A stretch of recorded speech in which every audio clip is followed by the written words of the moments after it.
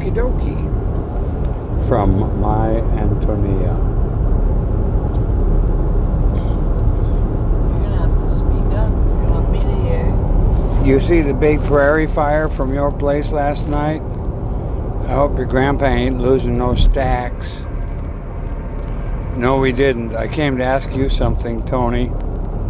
Grandmother wants to know if you can't go to the term of school that begins next week over at the Sod Schoolhouse. She says there's a good teacher and you'd learn a lot. Antonia stood up, lifting and dropping her shoulders as if they were stiff. I ain't got time to learn. I can work like mans now. My mother can't say no more how Ambrose do all and nobody to help him. I can work as much as him. School is all right for little boys. I helped make this land one good farm. She clucked to her team and started for the barn. I walked beside her feeling vexed. Was she going to grow up boastful like her mother, I wondered? Before we reached the stable, I felt something tense in her silence, and glancing up I saw that she was crying. She turned her face from me and looked off at the red streak of dying light over the dark prairie. I climbed up into the loft and threw down the hay for her while she unharnessed her team. We walked slowly back toward the house. Ambrose had come in from the north quarter and was watering his oxen at Very well. the tank. I'm going to do this. Antonia took my hand. Sometime you'll tell me all those nice things you learn at the school, won't you, Jimmy? She asked, with a sudden rush of feeling in her voice. My father, he went much to school. He know a great deal how to make the fine cloth like what you not got here. He play horn and violin, and he read so many books that the priests in Bohemia come to talk to him. You won't forget my father, Jim? No, I said, I will never forget him. He committed suicide. Mrs. Shimerda asked me to stay for supper. Is she Mexican or something, Antonia? Mexican? What? She doesn't speak English? Yeah, they're from... I'm not sure. I think Eastern European. Mrs. Shimerda asked me to stay for supper after Ambrose and Antonia had washed the field dust from their hands and faces at the wash basin by the kitchen door. We sat down at the oilcloth-covered table. 2 miles, keep left. Mrs. Shimerda ladled meal mush out of an iron pot and poured milk on it. After the mush, we had fresh bread and sorghum molasses and coffee with the cake that had been kept warm in the feathers.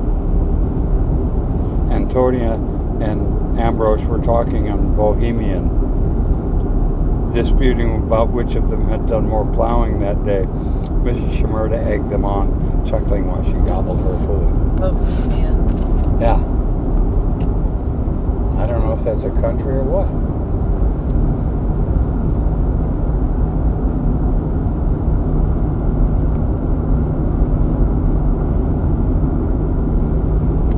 Presently, Ambrose said sullenly in English, you take them ox tomorrow and try the sod plow. Then you not be so smart. Presently, Ambrose said, I did that. His sister laughed. Don't be mad. I know it's awful hard work for break sod. I milk the cow for you tomorrow if you want.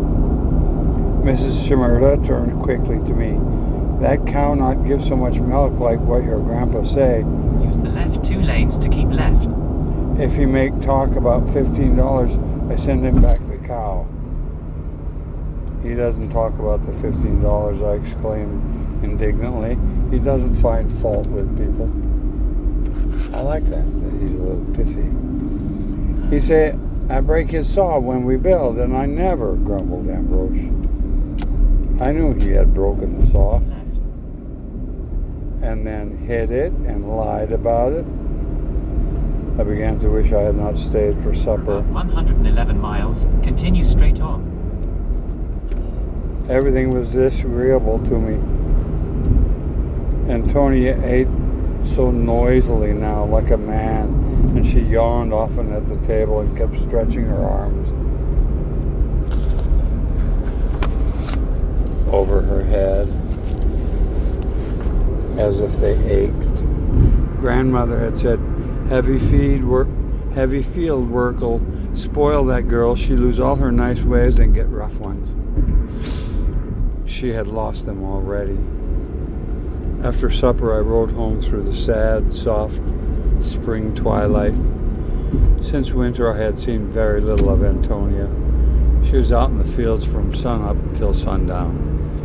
If I rode over to see her where she was plowing, she stopped at the end of a row to chat for a moment, then gripped her plow handles, clucked to her team, and waded on down the furrow, making me feel that she was now grown up and had no time for me.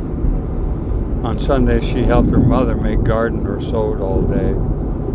Grandfather was pleased with Antonia. When we complained of her, he only smiled and said, she will help some fellow get ahead in the world. Nowadays, Tony could talk of nothing but the prices of things or how much she could lift and endure. She was too proud of her strength. I knew, too, that Ambrose put upon her some chores a girl ought not to do, and that the farmhands around the country joked in a nasty way about it. Whenever I saw her come up the furrow, shouting to her beasts, sunburned, sweaty, her dress open at the neck, and her throat and chest dust plastered, I used to think of the tone in which poor Mr. Shimerda, who could say so little, yet managed to say so much when he exclaimed, "My Antonia."